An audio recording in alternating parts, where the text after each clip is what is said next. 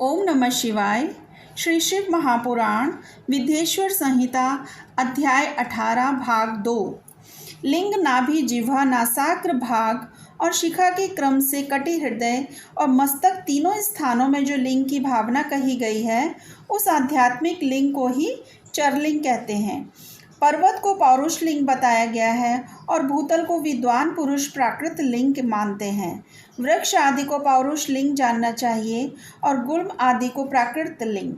साठी नामक धान्य को प्राकृत लिंग समझना चाहिए और शाली अगहनी एवं गेहूं को पौरुष लिंग। अणिमा आदि 8 सिद्धियों को देने वाला जो ऐश्वर्य है उसे पौरुष ऐश्वर्य जानना चाहिए। सुंदर स्त्री तथा धन आदि विषयों को आस्तिक पुरुष प्राकृत ऐश्वर्य कहते हैं।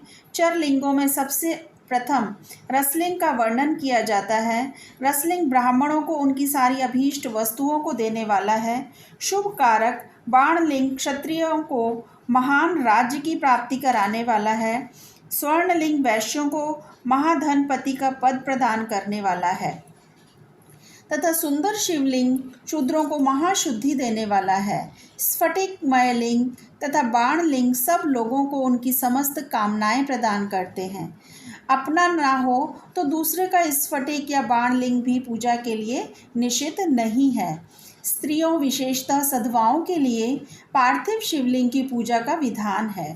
प्रवृत्ति मार्ग में स्थित विधवाओं के लिए स्फटिक लिंग की पूजा बतलाई गई है, परंतु विरक्त विधवाओं के लिए रसलिंग की पूजा को ही श्रेष्ठ कहा गया है। उत्तम व्रत का पालन करने वाले महर्षियों बचपन में, जवानी में और बुढ़ापे में भी शुद्ध स्फटिकमय शिवलिंग का पूजन स्त्रियों को समस्त भोग प्रदान करने वाला है। ग्रहासक्त स्त्रियों के लिए पीठ पूजा भूतल पर संपूर्ण अभीष्ट को देने वाली है। प्रवृत्ति मार्ग में चलने वाला पुरुष सुपात्र गुरु के सहयोग से ही समस्त पूजा कर्म संपन्न करे। इष्ट देव का अभिषेक करने के पश्चात अगहनी के चावल से बने हुए खीर आदि पकवानों द्वारा नैवेद्य अर्पण करे। पूजा के अंत में शिवलिंग को संपुट में पधरा कर घर के भीतर पृथक रख दे। जो निवृत्ति मार्गी पुरुष हैं उनके लिए हाथ पर ही शिवलिंग पूजा का विधान है। उन्हें भिक्षादि से प्राप्त हुए अपने भोजन को ही नैवेद्य रूप में निवेदित करना चाहिए। निवृत्त पुरुषों के लिए सूक्ष्म लिंग ही श्रेष्ठ बताया जाता है। वे विभूति के द्वारा पूजन करें और विभूति को ही नैवेद्य रूप से निवेदित भी करें। पूजा करके उस लिंग को सदा अपने मस्तक पर धारण करें। विभूति 3 प्रकार की बताई गई है, लोकाग्नि जनित, वेदाग्नि जनित और शिवाग्नि जनित। लोकाग्नि जनित या लौकिक भस्म को द्रव्यों की शुद्धि के लिए लाकर रखें। मिट्टी, लकड़ी और लोहे के पात्रों की, धान्यों की, तिल आदि द्रव्यों की, वस्त्र आदि की तथा पर्युषित वस्तुओं की भस्म से शुद्धि होती है।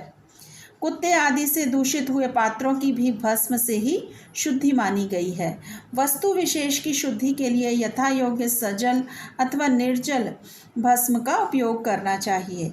वेदाग्नि जनित जो भस्म है उसको उन वैदिक कर्मों के अंत में धारण करना चाहिए।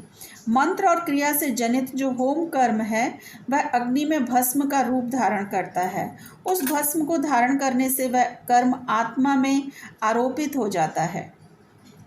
अघोर मूर्तिधारी शिव का जो अपना मंत्र है उसे पढ़कर बेल की लकड़ी को जलाएं। उस मंत्र से अभिमंत्रित अग्नि को शिवाग्नि कहा गया है। उसके द्वारा जले हुए काष्ठ का जो भस्म है वह शिवाग्नि जनित है। कपिला गाय के गोबर अथवा गाय मात्र के गोबर को तथा शमी, पीपल, पलाश, बड़, अमलतास और बेर इनकी लकड़ियों को शिवाग्नि से जलाएं। वह शुद्ध भस्म शिवाग्नि जनित माना गया है।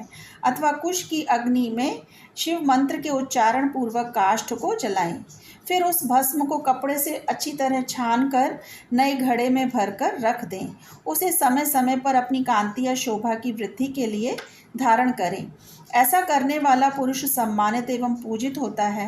पूर्व काल में भगवान शिव ने भस्म शब्द का ऐसा ही अर्थ प्रकट किया था।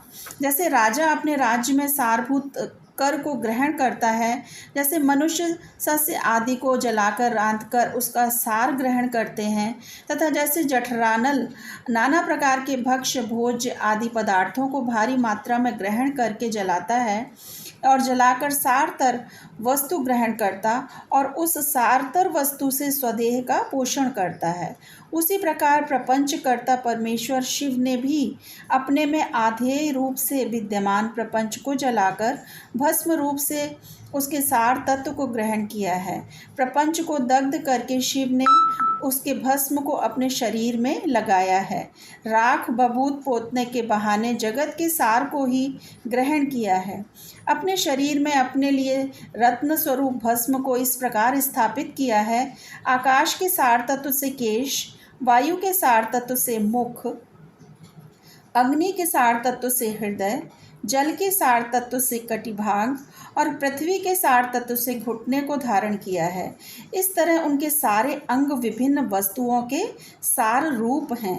महेश्वर ने अपने ललाट में तिलक रूप से जो त्रिपुंड धारण किया है वह ब्रह्मा विष्णु और रुद्र का सार तत्व है। वे इन सब वस्तुओं को जगत के अभ्युदय का हेतु मानते हैं। इन भगवान शिव ने ही प्रपंच के सार सर्वस्व को अपने वश में किया है, अतः इन्हें अपने वश में करने वाला दूसरा कोई और नहीं है।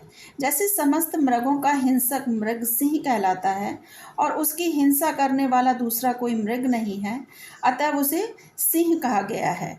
शकार का अर्थ है नित्य सुख एवं आनंद, इकार का अर्थ है और पुरुष, और वकार का अर्थ है अमृत स्वरूपा शक्ति। इन सब का सम्मिलित रूप ही शिव कहलाता है।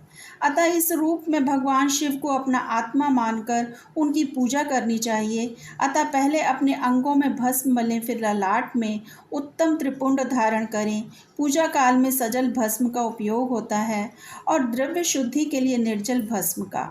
गुणातीत परम शिव राजस आदि स्वीकार गुणों का अवरोध करते हैं, दूर हटाते हैं, इसलिए वे सबके गुरु रूप का आश्रय लेकर स्थित हैं।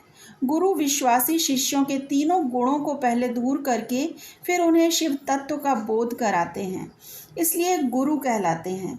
गुरु की पूजा परमात्मा शिव की ही पूजा है। गुरु के उपयोग से बचा हुआ सारा पदार्थ आत्मशुद्धि करने वाला होता है।